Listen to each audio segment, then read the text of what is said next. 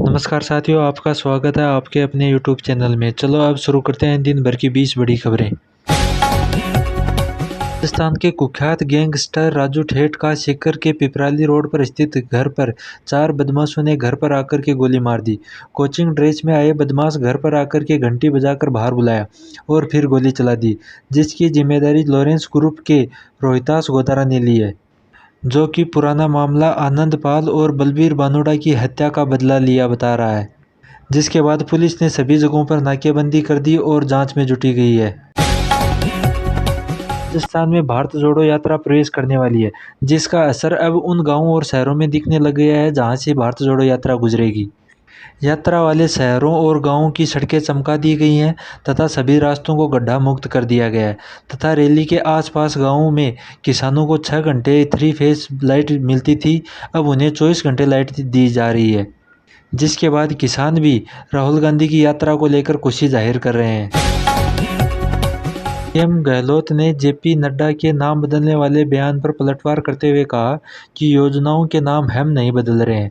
जो यूपीए सरकार की योजनाएं थी उनको मोदी जी ने नाम बदलकर काम चलाया है। और गहलोत ने कहा कि बीजेपी की जन आक्रोश यात्रा फेल होती दिख रही है। विरोधियों के पास कोई मुद्दे की बात नहीं है जनता के सामने रखने के लिए, इसलिए जनता जन आक्रोश रैली में शामिल नहीं हो रही है। हमने जनता को मुद्दे बनाने का मौका ही नहीं दिया है। जयपुर के एक हैंडीक्राफ्ट बिजनेसमैन अरविंद कॉलोनी ने 50 करोड़ का नेट प्रॉफिट कमाने के चक्कर में 16 करोड़ 26 लाख की ऑनलाइन ठगी करवा दी तथा बिजनेसमैन लालच के चक्कर में एक के बाद एक 100 से ज़्यादा ट्रांजैक्शन कर दिए। जब तक उसे ठगी का एहसास होता तब तक आरोपी व्हाट्सएप पर उन्हें ब्लॉक कर दिया। अब पुलिस उसकी जांच कर रही है और जिन खातों में ट्रांजैक्शन किया उन्हें फ्रीज कर दिया है। पश्चिम बंगाल की मुख्यमंत्री ममता बनर्जी 6 दिसंबर को अजमेर और पुष्कर की एक दिवसीय यात्रा पर रहेंगी। 6 दिसंबर को किशनगढ़ एयरपोर्ट पर पहुंचने के बाद अजमेर में ख्वाजा साहब की दरगाह के दर्शन करके पुष्कर में ब्रह्मा मंदिर के दर्शन करने जाएंगी। गुजरात में विधानसभा चुनावों के दूसरे फेज के चुनाव प्रचार प्रसार का आज आखिरी दिन है। आज गुजरात चुनावों में रैलियों की बागडोर बीजेपी की ओर से योगी आदित्यनाथ और स्मृति ईरानी के पास थी तथा आम आदमी पार्टी की ओर से भगवत मान के पास थी। दूसरे चरण चुनाव के लिए आज सभी पार्टियां धुआंधार प्रचार प्रसार किया है। अंतर्राष्ट्रीय स्तर पर पाकिस्तान की एक और बेइज्जती हुई है। पाकिस्तान का एक प्रतिनिधित्व मंडल रूस से भारत की तरह कच्चा तेल सस्ता लेने के लिए मॉस्को गया था। बातचीत के दौरान पाकिस्तानी अधिकारियों ने रूस से 30 से 40% कच्चे तेल में छूट मांग की थी, लेकिन रूसी अधिकारियों ने साफ मना कर दिया। पंजाब के फाजिल्का में बीएसएफ के जवानों ने बड़ी कार्रवाई की है।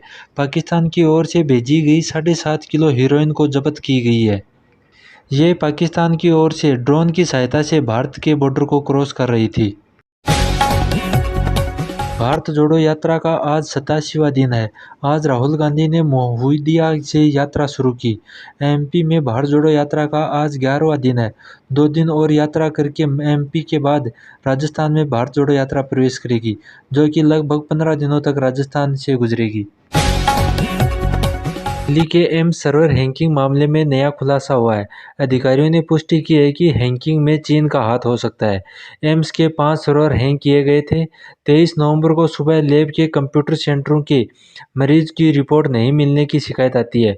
उसके बाद बिलिंग सेंटर से व अन्य डिपार्टमेंटों से भी फ़ोन आने लगते हैं। तब पता चलता है कि सारा सर्वर हैक कर लिया गया है। राहुल गांधी ने भारत जोड़ो यात्रा के दौरान एक दिए गए बयान जय सियाराम पर विवाद छिड़ गया है। शुक्रवार को राहुल गांधी ने आरएसएस और बीजेपी को जय सियाराम कहने की नसीहत दी थी और उन्होंने जय सियाराम और जय श्री राम में फर्क बताया था। अभी बीजेपी ने इसी बयान पर अपनी प्रतिक्रियाएं देनी शुरू कर दी हैं। देश में कोरोना के केसों में लगातार गिरावट देखने को मिल रही है। आज देश में 24 घंटों में कोरोना के 253 नए केस सामने आए हैं, जिसके बाद सक्रिय मामलों का आंकड़ा देश में 4,597 पर पहुंच गया है। बांग्लादेश के खिलाफ होने वाली वनडे सीरीज में नहीं खेल पाएंगे मोहम्मद शमी। कंधे की चोट के कारण टीम इंडिया से बाहर हो गए हैं। बांग्लादेश के खिलाफ 3 वनडे मैचों की सीरीज का पहला मुकाबला रविवार को होगा। धन्यवाद साथियों, आपको ये न्यूज़ कैसी लगी? अच्छी लगी तो हमारे चैनल को सब्सक्राइब करें और बेल आइकन को दबाएं, जिससे आपको और अधिक लेटेस्ट न्यूज़ मिल सके। धन्यवाद।